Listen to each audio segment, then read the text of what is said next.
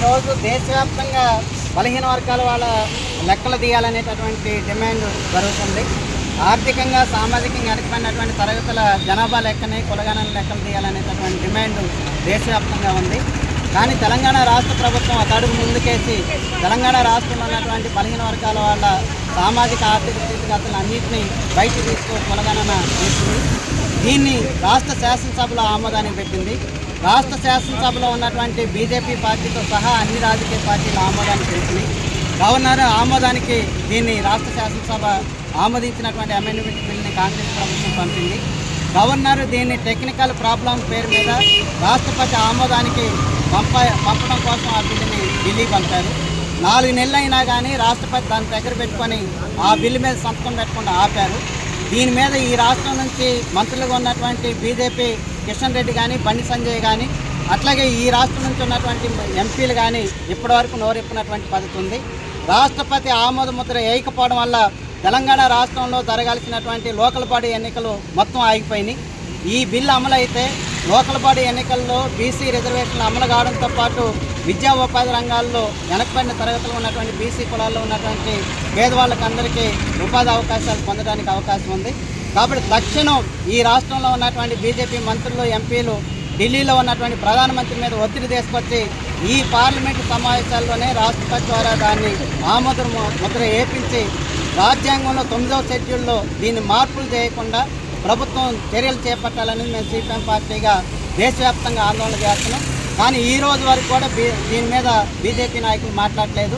పైపెచ్చి ఈ రాష్ట్రంలో ఉన్నటువంటి బండి సంజయ్ ఈ రిజర్వేషన్లలో 10% ముస్లిం మైనార్టీలకు ఇవ్వడం వల్లనే మేము వ్యతిరేకిస్తున్నామని చెబుతున్నారు. కాబట్టి రాజ్యాంగంలో కులానికి రిజర్వేషన్లు కల్పిస్తారా లేకపోతే ఆర్థికంగా సామాజికంగా వెనకబడినటువంటి రిపోర్ట్ ఆధారంగా రిజర్వేషన్లు కల్పిస్తారా అనేది బీజేపీ వాళ్ళు చెప్పాల్సినటువంటి అవసరం ఉంది. మన భారత రాజ్యాంగంలో ఎక్కడ కూడా కులం ఆధారంగా రిజర్వేషన్లు కల్పించినటువంటి పద్ధతి లేదు. సామాజికంగా ఆర్థికంగా వెనకబాటుతనం ఆధారంగా రిజర్వేషన్లు కల్పించారు తప్ప కులం పేరు మీద కాదు. కావాలని ఈ రాష్ట్రంలో ఒక తరగతిని రెచ్చగొట్టడం కోసం మైనార్టీలకు రిజర్వేషన్ కల్పించారనే పేరు మీద ఈరోజు బీసీలకి అన్యాయం చేయాలనేటటువంటి ఆలోచన చేస్తున్నారు. మైనార్టీలను ముందు పెట్టి మొత్తం బీసీలకు రావాల్సినటువంటి రాజ్యాంగపరమైనటువంటి హక్కుల్ని కాలరాయాలనేటటువంటి ఆలోచన ఈ రాష్ట్రంలో ఉన్నటువంటి బీజేపీ నేతలు చేస్తున్నారు. తక్షణం ఈ వైఖరిని మార్చుకోకపోతే గ్రామాల్లో ఉన్నటువంటి బీసీల దగ్గరికి మేము వెళతాం.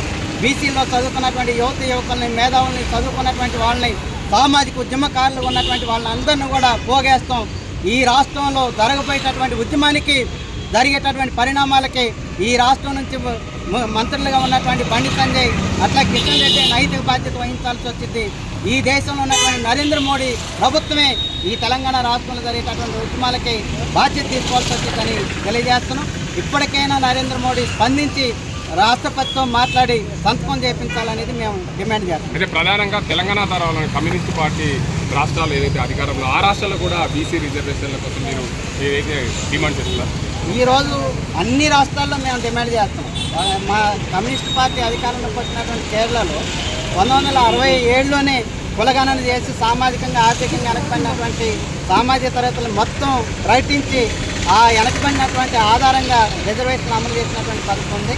వెనకబడినటువంటి వాళ్ళకు ఉద్యోగాలు కల్పించడంతో పాటు భూములు లేనటువంటి పేదవాళ్ళకి అందరికీ భూములు పంచినటువంటి చరిత్ర అధికారంలో ఉన్నటువంటి ఏ పార్టీ కన్నా ఉందంటే అది కమ్యూనిస్ట్ పార్టీ సిపిఎం పార్టీ తప్ప మరో దానికి లేదనేది మేము స్పష్టంగా చెప్పగలం.